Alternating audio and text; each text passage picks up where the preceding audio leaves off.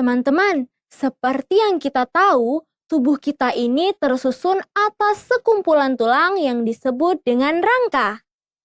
Tapi gimana ya tulang-tulang itu dapat bersatu? Kalau kita lihat lebih dekat lagi nih, di antara tulang-tulang ini kayaknya ada suatu struktur nih yang menghubungkannya. Struktur apa ya? Hai, jumpa lagi nih dengan Kak Haya. Bersama Kak Haya, biologi jadi lebih istimewa. Di awal video tadi, kita sudah sama-sama melihat ya, ada sebuah struktur yang berfungsi untuk menghubungkan satu tulang dengan tulang yang lain. Nah, struktur itu dinamakan dengan sendi. Selain menghubungkan suatu tulang dengan tulang lainnya, sendi juga akan menimbulkan sebuah gerakan pada tubuh. Wah, terus kalau nggak ada sendi, kita nggak bisa bergerak dong.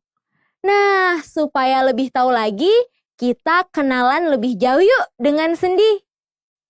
Sendi merupakan penghubung antar tulang ya teman-teman. Jadi, tulang yang satu dengan tulang yang lainnya itu dihubungkan oleh sendi ya, sehingga tulang seolah-olah menyatu. Nah, hubungan antar tulang ini dapat juga disebut dengan artikulasi loh. Jadi, sendi disebut juga dengan artikulasi ya. Nah, sendi atau artikulasi ini memiliki dua fungsi utama bagi tubuh. Pertama, seperti yang sudah kakak bilang tadi, bahwa sendi berfungsi untuk menghubungkan dua tulang, sehingga membentuk rangka.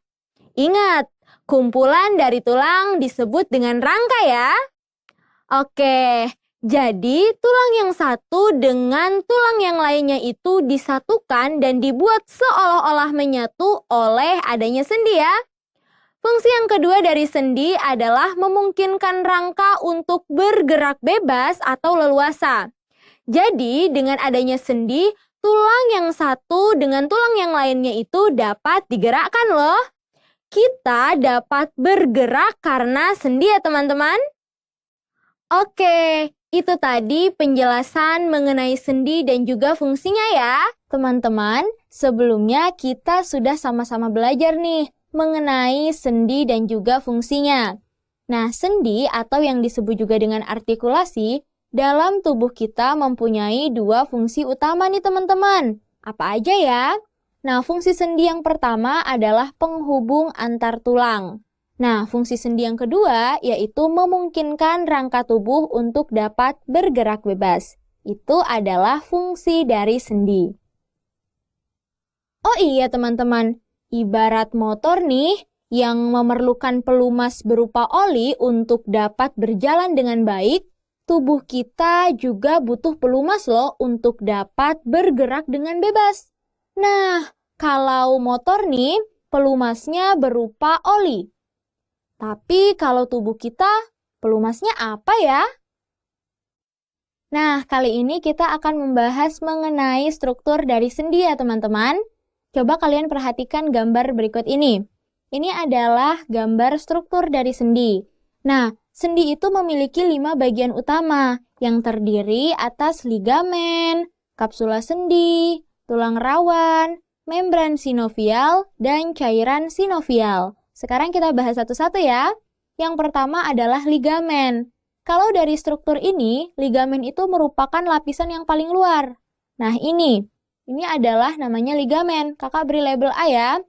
Ligamen ini merupakan struktur yang menghubungkan tulang dengan tulang, sehingga membentuk sendi. Gitu ya. Jadi ini tulang yang satu dengan tulang yang satu dihubungkan oleh ligamen. Nah, fungsi dari ligamen ini adalah untuk mencegah terjadinya dislokasi atau pergeseran tulang maupun sendi saat kita bergerak. Gitu ya. Jadi dapat kita simpulkan bahwa ligamen merupakan penghubung antar tulang. Oke? Selanjutnya adalah kapsula sendi. Kapsula sendi ini adalah lapisan yang berada di bawah ligamen. Nah, kalau ini ligamen, ini adalah kapsula sendi. Oke, kakak beri label B ya. Nah, kapsula sendi ini namanya kapsul. Kapsul itu kan pembungkus. Jadi kapsula sendi berfungsi untuk membungkus sendi. Gitu ya. Oke, jadi kapsula sendi sebagai pembungkus sendi. Selanjutnya ada tulang rawan. Tulang rawan ini merupakan tulang yang berada di ujung. Nah, ini ya, penutup sendi nih. Nah, ini. Jadi, ini adalah tulang rawan. Tulang yang berada di ujung dan sebagai penutup. Gitu ya. Nah, ini kakak beri label C ya. Nah, sehingga kita simpulkan bahwa tulang rawan merupakan penutup kedua ujung tulang. Nah, tulang rawan ini berfungsi sebagai pencegah benturan dan gesekan ketika kita bergerak. Gitu ya, teman-teman. Lalu selanjutnya ada membran sinovial. Nah, membran sinovial ini adalah, kalau dari struktur tuh yang ini, teman-teman. Dia itu selaput yang melindungi cairan sinovial agar tetap berada pada tempatnya. Oke, kakak beri label D ya. Karena di sini ada namanya cairan sinovial. Nah, untuk biar dia tuh nggak tersebar kemana-mana, jadi harus dibatasi dan dilapisi oleh namanya membran sinovial. Oke, jadi bisa kita simpulkan bahwa membran sinovial adalah selaput yang menjaga cairan sinovial agar tetap pada tempatnya. Gitu ya. Nah, selanjutnya yang terakhir adalah cairan sinovial.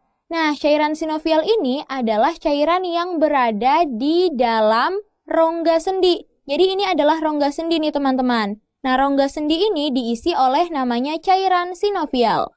Sini ya. Oke, kakak beri label E. Oke, kalau yang D ini maksudnya yang di sininya ya. Dia cuman selaputnya doang. Gitu ya, teman-teman. Tapi kalau cairan sinovial itu yang di dalamnya. Gitu ya, paham ya? Nah, cairan sinovial ini, tadi kakak bilang dia adalah cairan yang mengisi rongga sendi. Fungsinya, cairan ini sebagai cairan peredam kejut dan juga pelumas yang memungkinkan sendi untuk bergerak bebas. Nah, tadi jadi kalau misalnya motor tuh dapat bergerak dengan baik karena adanya oli, tubuh kita juga dapat bergerak baik karena punya pelumas berupa cairan sinovial. Nah, itu tadi teman-teman, pembahasan mengenai struktur dari sendi. Jadi, sendi itu memiliki 5 bagian utama ya, yaitu ada ligamen, lalu ada kapsula sendi, ada tulang rawan, ada membran sinovial, dan juga ada cairan sinovial. Nah, sama seperti motor yang memerlukan pelumas berupa oli untuk dapat berjalan dengan baik, tubuh kita juga butuh pelumas loh, yakni berupa cairan sinovial untuk bergerak dengan bebas. Kali ini kita akan bahas mengenai jenis-jenis sendi atau artikulasi berdasarkan gerak yang dihasilkannya ya. Jadi teman-teman, berdasarkan gerak yang dihasilkannya, sendi dibagi menjadi 3 jenis, yaitu ada sendi sinartrosis, ampiartrosis, dan juga diartrosis. Kita bahas satu-satu ya. Yang pertama adalah sendi sinartrosis. Sendi ini merupakan sendi yang tidak bisa menghasilkan gerakan, sehingga disebut juga dengan sendi mati. Nah, contohnya seperti artikulasi antar tulang-tulang tengkorak kita ya. Jadi, pada tengkorak kita ini kan dihubungkan oleh beberapa tulang nih. Nah, hubungan antara tulang yang satu dengan tulang yang lainnya ini membentuk sendi yang tidak bisa digerakkan, sehingga termasuk ke dalam jenis sendi sinartrosis. Jadi ingat ya, bahwa sendi sinartrosis adalah sendi yang tidak menghasilkan gerakan. Oke? Nah, jenis sendi selanjutnya adalah sendi ampiartrosis. Ampiartrosis merupakan jenis persendian yang menghasilkan sedikit gerakan, sehingga disebut juga dengan sendi kaku. Contoh dari ampiartrosis ini terdapat pada artikulasi antar ruas-ruas tulang belakang kita. Ingat ya, ampiartrosis adalah sendi yang menghasilkan sedikit gerakan. Oke? Nah, yang terakhir adalah sendi diartrosis, teman-teman. Berbeda dari sendi-sendi sebelumnya yang tidak menghasilkan gerakan atau hanya menghasilkan sedikit gerakan, Kalau diartrosis ini adalah sendi yang dapat bergerak bebas, teman-teman, sehingga disebut juga sebagai sendi gerak. Contohnya adalah artikulasi pada gelang bahu kita dan juga lengan atas. Bisa digerakkan ke segala arah, bukan? Nah, itu termasuk jenis diartrosis. Berdasarkan struktur dan juga arah gerakannya, diartrosis dibagi menjadi 6 jenis, teman-teman. Yaitu ada sendi engsel, pelana, peluru, putar, geser, dan juga sendi gulung. Kita bahas satu-satu ya. Yang pertama adalah sendi engsel. Sendi engsel adalah sendi yang menghubungkan dua atau lebih tulang dengan struktur salah satu tulang berbentuk silinder dan tulang yang lainnya berbentuk seperti ini.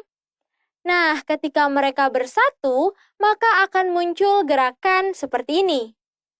Wah, ternyata hanya muncul gerakan satu arah saja ya. Jadi dapat kita simpulkan bahwa sendi engsel adalah sendi yang salah satu ujungnya berbentuk silinder dan hanya menghasilkan gerak satu arah saja. Oke? Contoh dari sendi engsel ini adalah sendi yang menghubungkan antara humerus dengan radius dan ulna kita atau tulang lengan atas dengan tulang lengan bawah kita. Selain itu, sendi di antara femur dengan tibia dan fibula kita atau tulang paha dengan tulang betis dan juga tulang kering kita adalah salah satu contoh dari sendi engsel loh. Selanjutnya adalah sendi pelana. Sendi pelana merupakan sendi yang memiliki struktur seperti pelana, teman-teman, dengan salah satu sisi berbentuk cembung dan sisi lainnya berbentuk cekung. Nah, sendi pelana ini memungkinkan gerakan dua arah, seperti gerakan ke depan dan ke belakang, dan juga gerakan ke kiri dan ke kanan.